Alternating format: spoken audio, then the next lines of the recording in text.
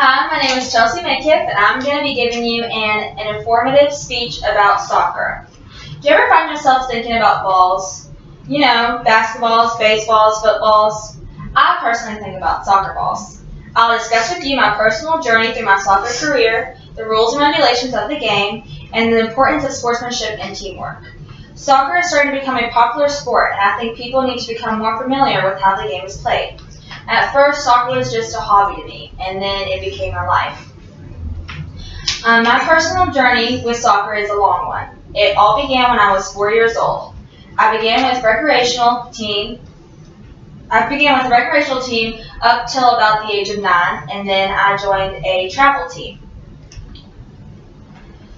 In 2009, we went to a soccer tournament in North Carolina, and we won the whole tournament in our bracket with no goals scored upon us. In 2011, we went to Disney World, and we had the opportunity to play against top teams across the nation.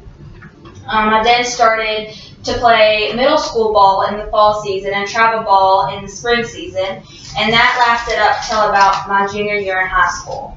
And then the team fell apart because of lack of players. My senior year of high school, us seniors led our team to states for the first time in our school's history.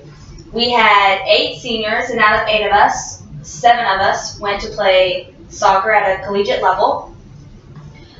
I got honorable mention for the state. I got to play in the North-South game, and I went on to play college soccer at Fairmont State University.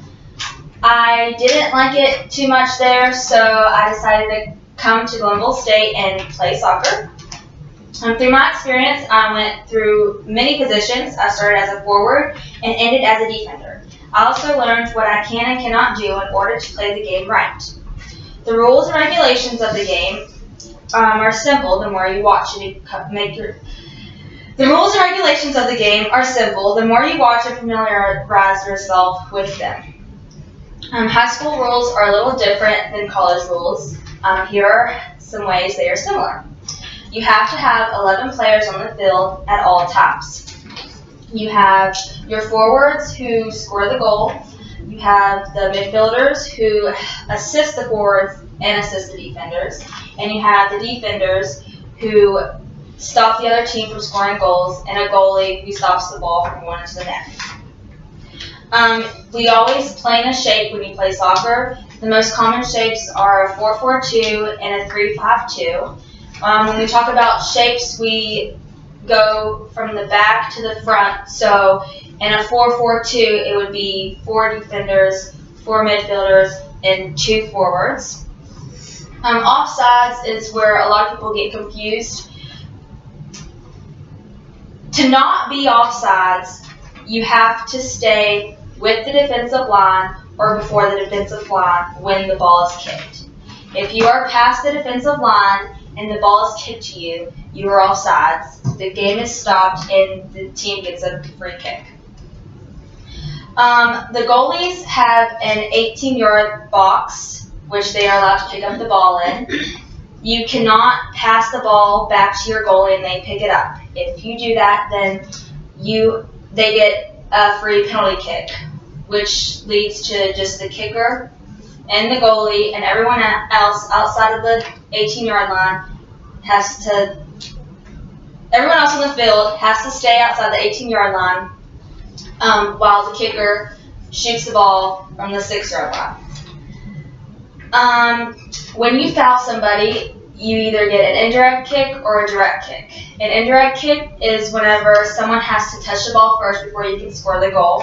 And a direct kick is when you can just score it without anybody touching it. To get a foul called on you, you'd have to go for the player instead of the ball, or you have to elbow somebody off of you or something like that. When you foul, if it's a minor foul or you foul a couple times during a game, you get a yellow card, which is a warning. When you get a yellow card in high school, you have to come off the field and you have to send somebody else back on. When you get a yellow card in college, that player can still continue to play on the game. If you get 2 yellow cards in a game, that leads to a red card.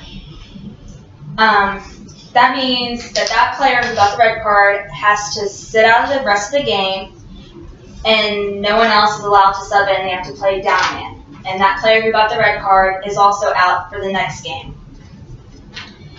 High school, you play 40-minute halves. College, you play 45-minute halves. Subbing, you can only, in college soccer, you can only sub once per player. And the second half, you can sub twice per player. And in high school, you can sub whenever you want and whoever you want. For throw-ins, the ball has to be over your head and both feet have to be on the ground when you're throwing in the ball. The more you watch the game, the easier it will be to understand these rules. The rules are how you play the game, and some of them depend on how you should act during and after the game. Sportsmanship and teamwork are important factors in a good team.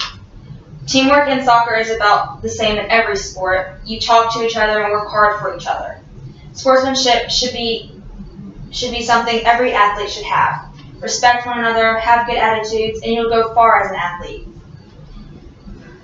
Coach always says, team or you. Same goes for Mia Hamm, who is one of the greatest women's soccer players in history. She said, I am a member of a team, and I rely on the team. I defer to it and sacrifice for it, because the team, not the individual, is the ultimate champion. This is all true. Without sportsmanship or teamwork, you won't be an asset to any team, no matter the sport. Soccer has been my life since I was 4. I've grown and learned what to do and what not to do as a player and a person through this sport.